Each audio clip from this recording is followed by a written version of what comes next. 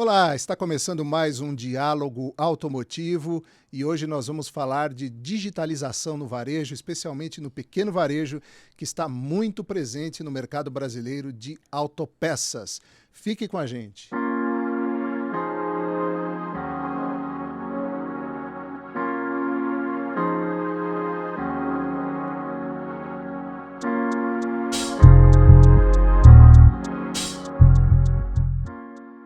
Estamos recebendo hoje Luan Gabellini, diretor da Beta Labs, que vai conversar com a gente aqui sobre digitalização, né, Luan? Tudo bem, Muito Cláudio? obrigado pela sua presença. Explica um pouquinho para a gente o que é a Beta Labs. Bom, nós somos uma plataforma de e-commerce com um sistema de gestão embutido, então nossa expertise é ajudar os clientes que querem vender online e eu vim bater um papo aqui para a gente falar sobre esse mercado com vocês. Porque é um assunto cada vez mais importante, né, Luan? A gente ouve falar muito, nesse período de pandemia, da acelerada digitalização no varejo. O que significa, na prática, digitalização no varejo? A digitalização é um momento no qual o varejista ele passa a ter um canal eletrônico para fazer venda, né? No começo, antigamente, até um pouco até antes da internet, existiam canais eletrônicos de voz, né? Você poderia comprar pelo telefone.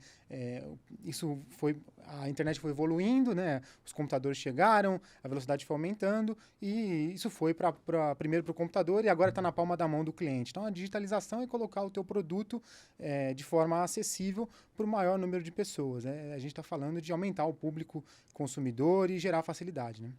Isso já vinha acontecendo antes da pandemia, né? O e-commerce já era uma realidade aqui no Brasil e como no restante do mundo.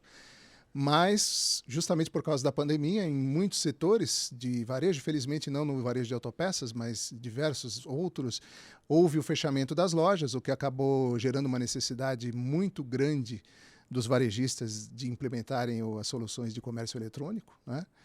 E você entende que o varejista, principalmente o pequeno varejista, ele estava preparado para essa correria de emergência aí? A maioria não, né? Acho que foi uma paulada, a pandemia foi uma paulada em muitos empresários. Quando a gente estuda na faculdade, eu fiz administração, eu lembro do professor falando assim, por que a pessoa empreende? O que leva um indivíduo a empreender? Aí falavam em flexibilidade de horário, em trabalhar com o que ama, na realização de um sonho. Agora, em muitos casos, e é o caso da pandemia, o empreender, mesmo empreender dentro de um negócio que já existe, veio por total e absoluta necessidade. Então, a pandemia chacoalhou muitos varejistas e fez com que eles tivessem que procurar um mercado alternativo. Aqueles que tiveram as lojas fechadas, para continuar faturando, tinham que encontrar um outro canal. Agora, algo que aconteceu, mesmo para quem não fechou as lojas, foi a mudança do comportamento do consumidor. Então, muita gente que não comprava pela internet passou a comprar porque estava com medo de sair de casa. Então, ficou com medo da Covid, ficou com medo por conta da pandemia e passou a adotar esse hábito. Teve que aprender na marra, porque tem pessoas que não queriam aprender, que estavam ali acostumadas a comprar da forma como sempre fizeram, desde o início da vida, e esse hábito mudou. E essa mudança de hábito, ela chacoalhou o mercado, porque aquelas empresas que não adotaram a venda online, passaram a perder uma fatia muito grande do mercado, que foram aquelas pessoas que estão com o celular na mão e estão comprando tudo pela internet. E assim, de verdade tudo. De presente a mercado.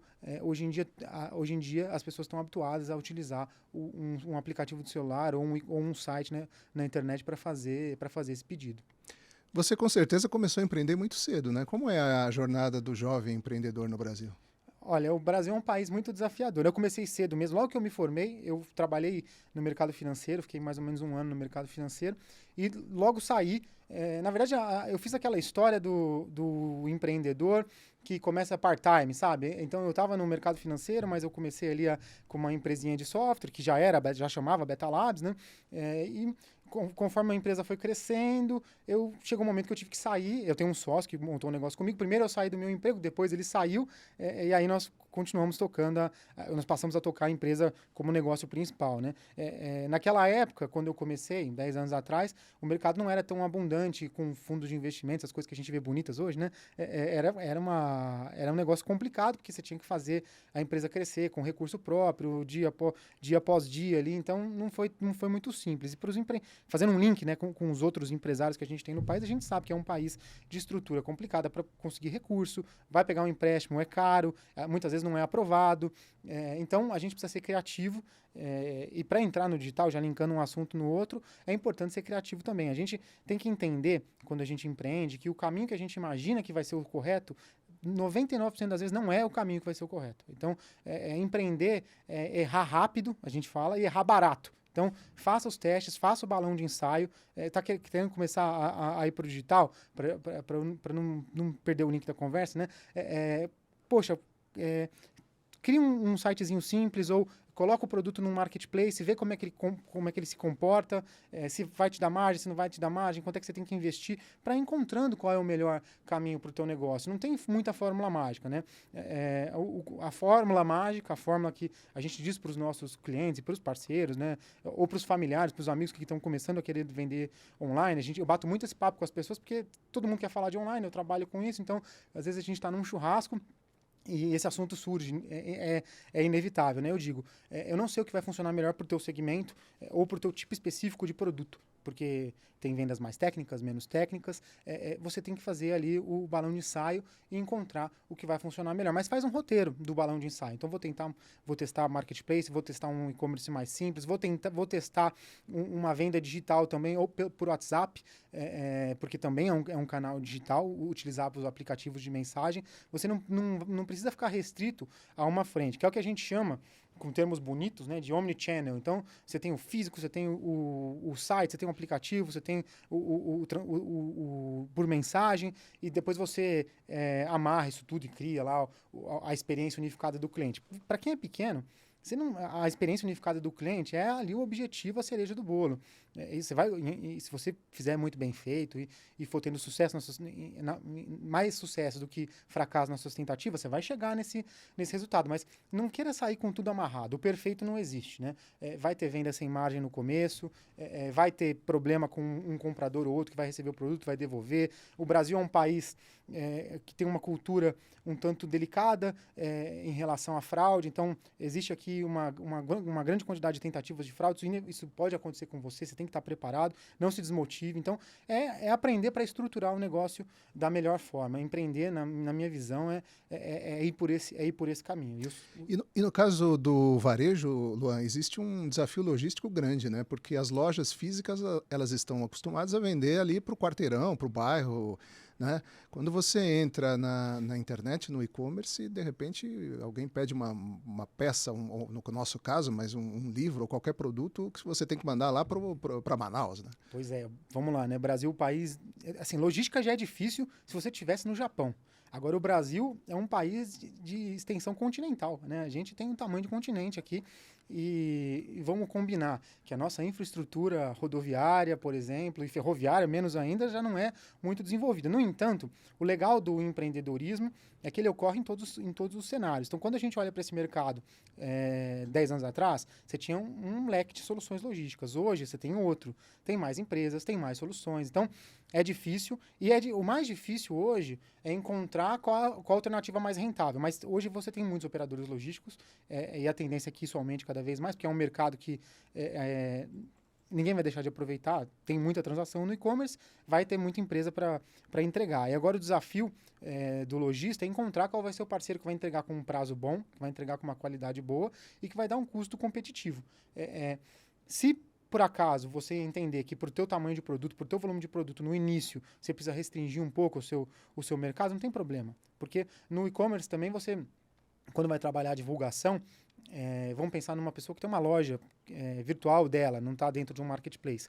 Dentro dessa loja, se ela quer, por exemplo, atrair consumidores utilizando uma estratégia de link pago, no Google, por exemplo, quando você pesquisa aqueles primeiros resultados, são resultados que alguém paga, né, para aparecer naquele posicionamento. Você pode escolher pagar apenas para pessoas que estão nas praças que você atende. Então, se você quiser começar, por exemplo, no e-commerce, e você é de São Paulo e quer atender apenas Sudeste, por uma questão de que você não conseguiu estruturar a sua logística ainda, você não precisa desistir do e-commerce por conta disso. Vamos trabalhar Sudeste, vamos anunciar para o Sudeste e vamos atender esses clientes aqui enquanto você trabalha procurando parceiros ou montando operações. Em caso de clientes que têm uma robustez maior, você pode pensar em montar uma operação fora também da tua matriz para atender esses outros mercados, né? Até porque tem outras dificuldades do Brasil, a gente não quero falar mal do país, eu amo o Brasil, eu amo o brasileiro, mas tem dificuldades e desafios, a gente tem que falar Com sobre certeza, eles aqui, né? claro. Tem desafios fiscais também. Às vezes você está num estado ou em outro faz total diferença para o teu negócio. Então, mas tudo isso como eu disse, aprendizado. É entender, até para você saber se, por exemplo, vamos supor que você entrou no e-commerce, está indo bem, está expandindo, até para entender onde é que tem que ser o seu próximo centro de distribuição, ou se ele vai ser seu, ou se vai ser de um terceiro, porque hoje também tem centro de distribuição como serviço. Você não necessariamente precisa criar uma estrutura física, né? Você precisa ter os dados em mãos, né? De como é que está se comportando a sua operação para fazer essa decisão. Perfeito. São muitos desafios, né, Luan? Mas são muitas as ferramentas para dar solução. Esse é que é o legal. Muito bem, a gente volta já já aqui no Diálogo Automotivo para continuar falando sobre varejo digital, um assunto quase infinito. Fique aí e não vá embora. Chegou a hora de você mostrar para todo mundo o que é ser fera em vendas. Com o curso EAD Consultor de Vendas Nakata, você vai aprender tudo o que precisa para se tornar um profissional mais completo e vencedor.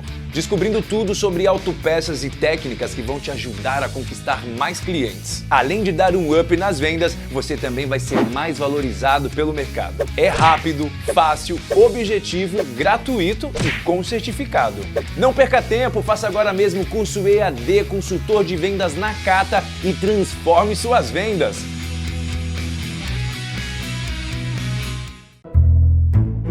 Esses são os irmãos Miller.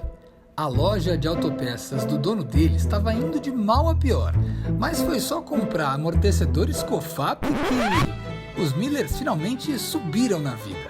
Agora eles estão aí, ó, na estica. Nas lojas de autopeças do mundo todo, amortecedor é Cofap.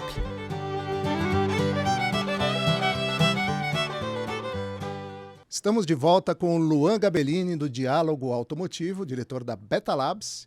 E hoje o assunto é varejo digital. Luan, o e-commerce, a gente ouve dos especialistas, e está mais do que na cara, né, que é irreversível.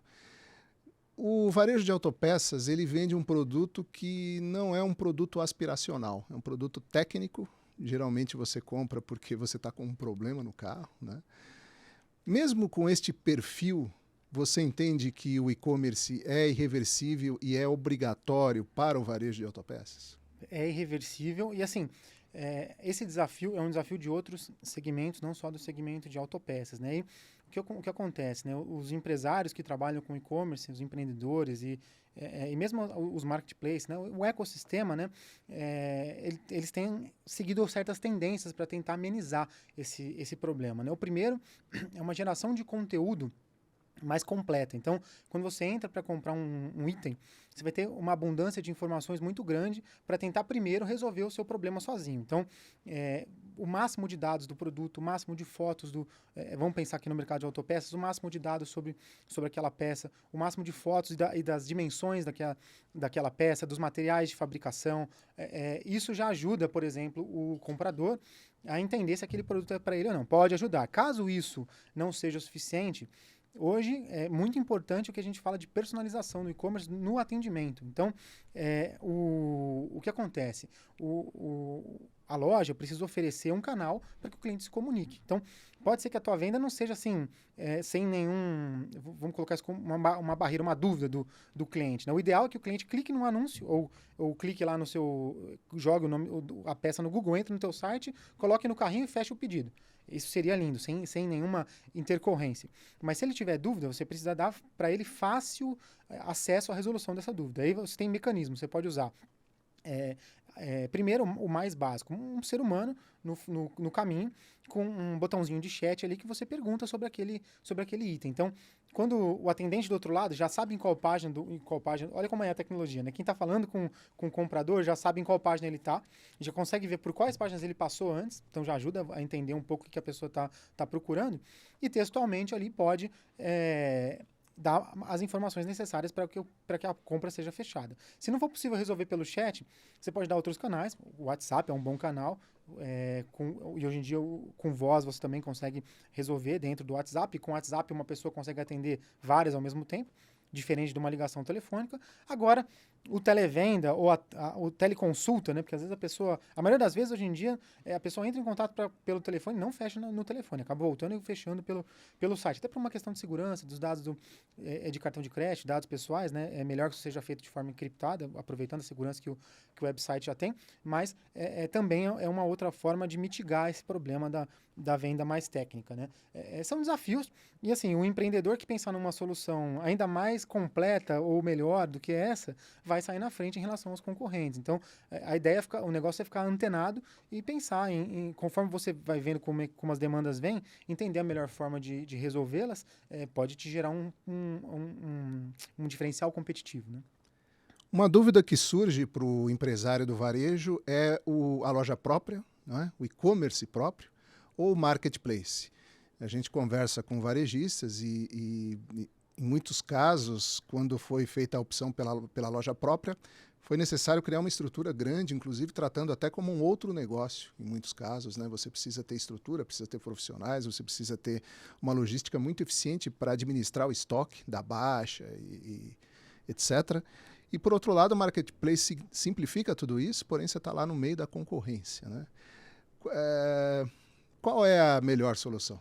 Olha, eu vou falar o que eu faria se fosse minha a loja. Eu trataria ambos, eu trabalharia com ambos, entendendo as peculiaridades e os ônus e bônus de cada um, que eu acho que é o que eu quero trazer para o empresário aqui. Vamos entender o que diferencia um e outro para você tomar a melhor decisão. Para começar, imediatamente, o marketplace ele é mais vantajoso. Isso é inevitável. Por quê?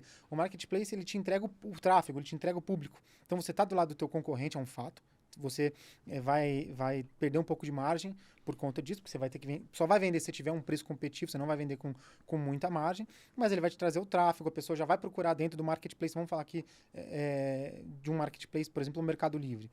As pessoas estão habituadas a comprar pelo Mercado Livre, já passa segurança, as pessoas sabem que a logística reversa funciona, que você pode devolver, então você tem que estar lá. E no começo é muito bom, você vai fazendo um volume de venda ali, você vai entendendo como a dinâmica funciona, só que o que acontece, né? O que eu vejo quando a gente conversa no mercado? Pode ser que você não consiga ter margem. E aí, se você não tem margem, não faz sentido, né? Se tem um volume enorme, um risco operacional, porque todo negócio tem risco, né? Risco de devolução, de quebra, de fraude, que mesmo dentro dos marketplaces, óbvio, você está muito mais protegido das fraudes, mas elas acontecem, e aí pode ser que não vale a pena. No e-commerce tradicional, você tem mais flexibilidade para tratar dos seus preços, porque você não está na mesma página, não tem o produto do teu concorrente, mas tem que fazer todo o trabalho de atração desse cliente para o teu website, né? Só que quando você fecha a venda também tem uma outra vantagem, que a taxa é muito menor. No marketplace, além de você ter o concorrente do seu lado que te pressiona no preço, você tem a taxa do marketplace que você precisa pagar, que te pressiona também mais ainda no preço, porque isso sai do seu resultado, né? No teu e-commerce, não. Depois que você conseguiu atrair o cliente e dar uma boa experiência para ele, você vai fechar o pedido e não vai pagar, obviamente, uma taxa transacional ali para a operadora de cartão, mas é muito menor do que a taxa do marketplace. No entanto, vai ter que lidar você mesmo com as questões de fraude e tudo mais. Então, eu acredito que o mais sustentável é se você conseguir equilibrar as duas operações, ou se você conseguir botar de pé uma operação com e-commerce próprio que tenha que já tenha um volume, que gire e que gire bem. Você vai ter mais margem, né? E vai ter mais controle sobre a tua operação. Vai ficar menos amarrado, né? Mas os marketplaces são uma ótima ferramenta para começar. Utilize mais de um marketplace, porque assim também você não coloca todos os ovos numa cesta só. Eu falei aqui do Mercado Livre, mas tem Magazine Luiza, tem o Shopee que está entrando com tudo aqui. A gente vê propaganda a rodo nas redes sociais e na televisão. E B2W, enfim, tem vários outros marketplaces. Tem marketplaces hoje de autopeças exclusivos também para o segmento, porque já tem algumas pessoas empreendendo nesse setor. Então esteja em todos que você conseguir estar e procure ferramentas de tecnologia que hoje tem. Que você cadastra em um lugar só, ele já distribui. Então tem formas de automatizar. É o que eu disse. Ferramenta, tem canivetes suíços a rodo aí. Tem que fazer a pesquisa certa no Google, conversar com pessoas às vezes até de outros mercados que estão fazendo, para entender como elas fazem. Essa troca de experiência ela é muito importante. Muito importante, com certeza. Muito bem, estamos conversando aqui com o Luan Gabellini, diretor do Beta Labs. Isso. Falei certo? Beta Labs. Então tá bom. A gente vai para mais um intervalo e volta para o último bloco deste diálogo automotivo.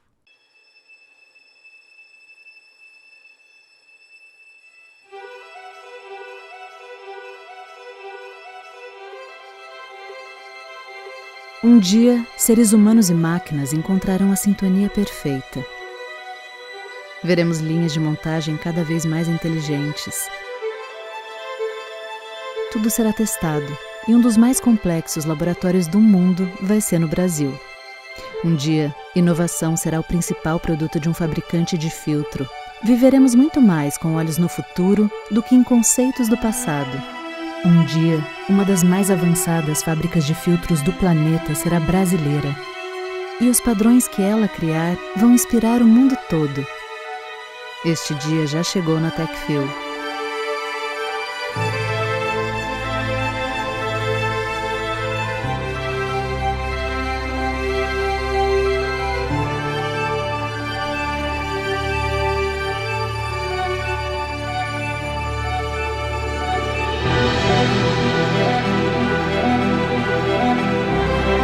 O futuro é TechFil.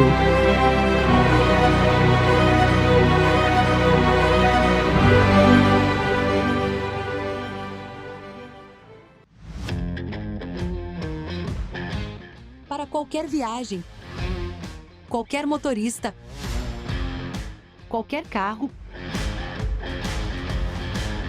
ou qualquer estrada. Nós somos os melhores amortecedores. Monroe Amortecedores.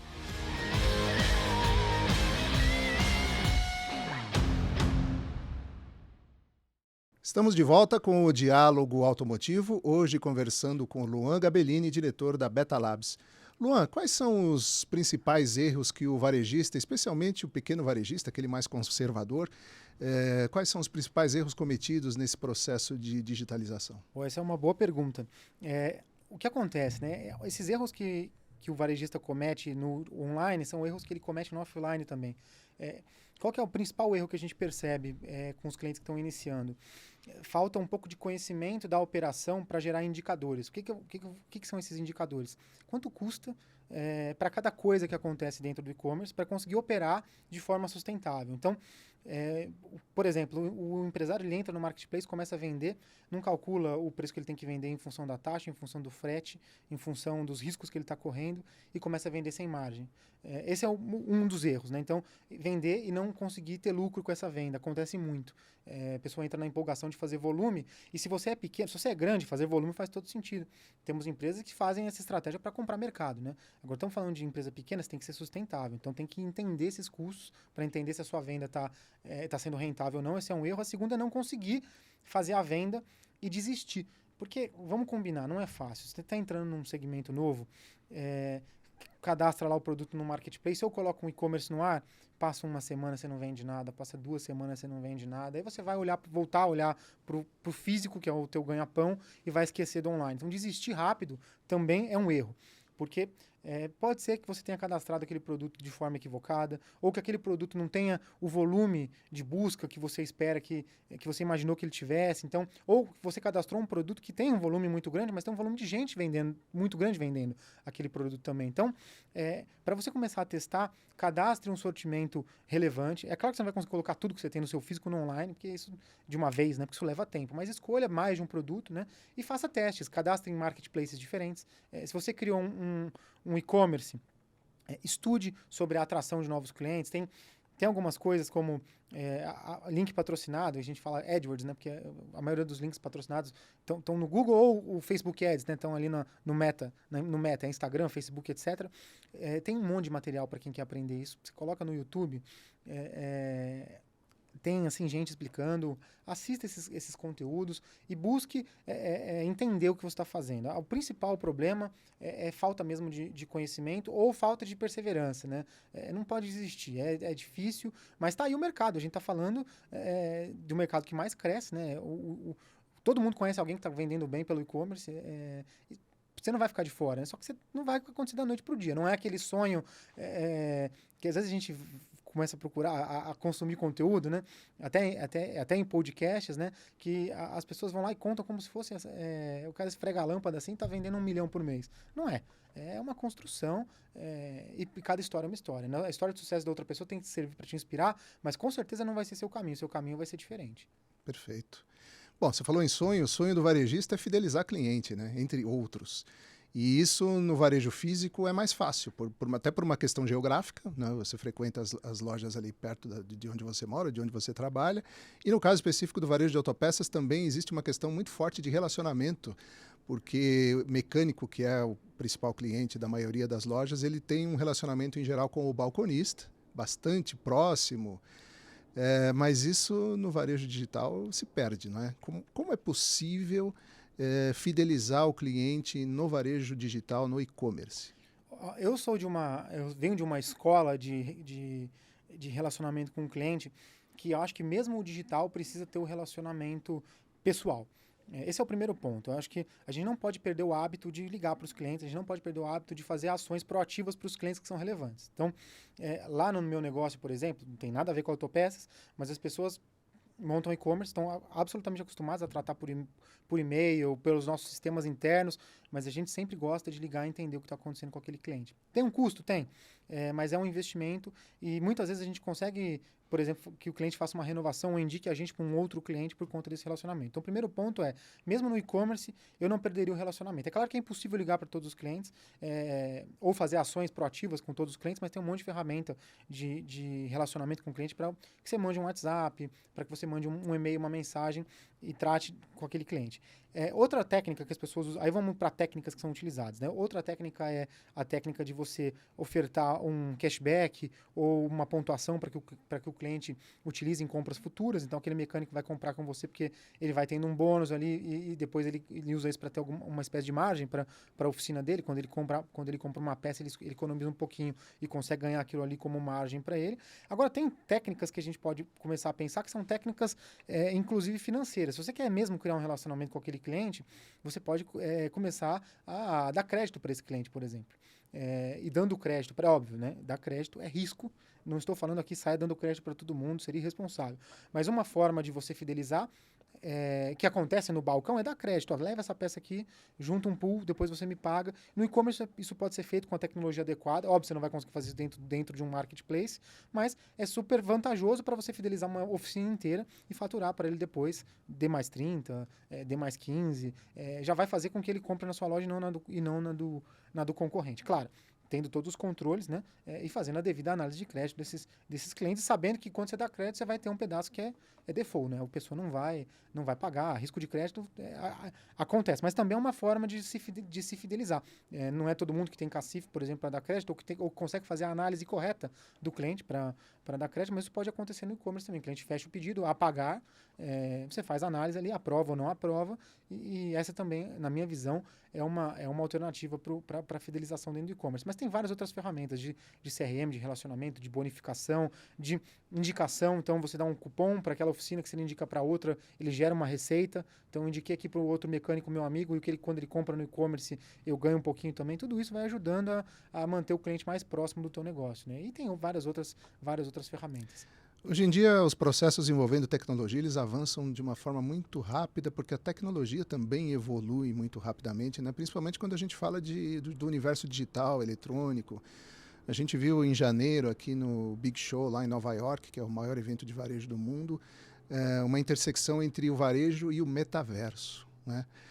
Você consegue, fazendo aí um exercício de futurologia, mas não só isso, porque você certamente está por dentro de tendências, até por uma obrigação profissional, você consegue fazer uma projeção de quais serão os próximos passos desse universo digital dentro do varejo? Cada vez a abundância maior de informação e a proximidade maior com o cliente, né? Quando a gente fala de metaverso, a gente está falando de uma experiência muito imersiva, né? Então, é a realidade virtual. Facilita várias coisas que a gente falou aqui então eu vou conseguir ver o produto em 3D, vou conseguir ver as dimensões ao lado do produto, vou conseguir comparar esse produto com outro de forma mais intensa. Essa, sem sombra de dúvidas, é a grande tendência, uma tendência de aproximação da experiência. Então, de uma visualização mais realista, de um contato mais realista e de tecnologias mais inteligentes. E vai acontecer, porque às vezes a gente olha uma coisa que parece tão futurista, né, tão de ficção científica, mas ela daqui a pouco está aí, né? Ela não, assim, talvez ela não comece. Sempre que a gente fala de metaverso, a gente imagina aquele pessoa com aquele óculos assim, aqueles bastões, né, mexendo assim. Talvez a pessoa não vá comprar peça dessa forma, não é em D0, né? No menor espaço de tempo, o que eu acredito como tendência é o seguinte: você imaginar que por um cruzamento de dados, a pessoa já sabe qual é o teu carro, já sabe quantos quilômetros ele tem, já te indica quais são as peças que as pessoas que têm carro naquela quilometragem geralmente trocam ou não trocam. O que vai acontecer primeiro é o uso do Big Data, né? A inteligência artificial vai começar a ajudar as pessoas a comprarem de forma mais eficiente e comprarem corretamente. Então, a gente está falando aqui do universo de autopeças, a dificuldade de escolher a peça. Isso vai diminuindo ao passo que o e-commerce vai conseguindo coletar mais informações sobre o que o mecânico ou o comprador está querendo fazer. Então, ele vai entrar... Se você sabe qual é o carro que o cara tem, qual a quilometragem, tem um histórico de carros daquela quilometragem, tudo fica mais fácil. E aí, Luan, te cortando, mas eu quero colocar um elemento a mais aí, que é o carro conectado. Que vai estar em contato permanente com as concessionárias, com as montadoras, e muitos desses avisos, eles podem ser feitos no multimídia, na central multimídia do carro, a partir da leitura dos próprios sistemas automotivos em funcionamento em tempo real, né? Exatamente. O carro pode pedir a própria peça que ele quer. É o que a gente vê isso acontecendo. A Amazon implementou isso com um botãozinho que coloca na geladeira ali. Esse botão compra leite, esse botão compra sucrilhos, esse botão compra... o carro pode... a princípio ele vai te perguntar, né? Gostaria que eu comprasse essa peça, né? Agora, no limite, ele poderia comprar sozinho, num pacote de revisão que já foi contratado. E ele sabe, o carro sabe tudo, vai saber cada vez mais, né? A quantidade de sensores que o carro tem, e a gente, tanta informação que a gente como consumidor, como motorista, nem sabe de tudo que o carro sabe. Não sabe. Às vezes o mecânico fala assim, tem que resetar a central aqui. O carro sabe muito mais do que a gente imagina, né? Essa é a grande realidade. E sabendo tudo, tendo a informação, mais a conectividade, e o 5G, já falando de tendências, né? A tendência é uma internet cada vez mais rápida. Com a internet cada vez mais rápida, a gente consegue trafegar cada vez mais dados. Então, se hoje um carro conectado passa, por exemplo, a quilometragem, ou passa um incidente ou outro, uma luz que acendeu, ele pode passar a enviar tudo. A enviar a qualidade de combustível em tempo real, a cada abastecimento, localização, tudo que tiver um sensor, pneu que esvaziou, buraco que o carro pegou, colisão que aconteceu, até a quantidade hoje em dia tem os carros que freiam sozinhos, até a quantidade de freadas que aconteceram sozinha, isso tudo. A gente está falando aqui meio em tom de brincadeira e tal, mas você transformando isso em inteligência artificial, pegando esses dados e entendendo como dados semelhantes se comportam, colocando máquina, né, machine learning, para fazer uma aprendizagem disso, você consegue criar vários modelos de previsão que vão facilitar a vida do consumidor final e das empresas também em entregar para o consumidor o que ele precisa, né? Então, muitos dos desafios eles vão ser resolvidos com essa inteligência artificial, nem tanto assim com o metaverso de forma direta, mas também com essa maior cruzamento de dados, que é uma tendência sem volta. Pois não chegamos nem na metade do caminho, né? Muito bem, gente. Essa nossa conversa foi mais rápido aqui que o tráfego no 5G. Acabou o tempo. E eu queria agradecer, então, Luan, sua participação com essas informações muito, muito valiosas aí para o nosso amigo varejista e também para todos os gestores do mercado brasileiro de aftermarket automotivo, que vão certamente ficar atentos aí para onde nós estamos indo, que o caminho é longo, né? É isso aí. Eu que agradeço, Cláudio, a oportunidade de ter essa conversa. É sempre muito enriquecedor e a gente sai daqui sabendo mais sobre e-commerce, sobre o mercado automotivo, que eu não conhecia tanto assim, e trocando essa experiência, a gente vai aprendendo e encontrando o caminho que é melhor para o nosso negócio. Muito bem, conversamos aqui com o Luan Gabellini, espero que vocês também saiam daqui sabendo mais, como nós saímos. Ele é diretor da Beta Labs. E o Diálogo Automotivo volta na próxima segunda-feira. Se você gostou, deixe o seu like, ative o sininho aí e faça os seus comentários. A gente quer ouvir o que você tem a dizer para nós. Muito obrigado e até a próxima segunda-feira.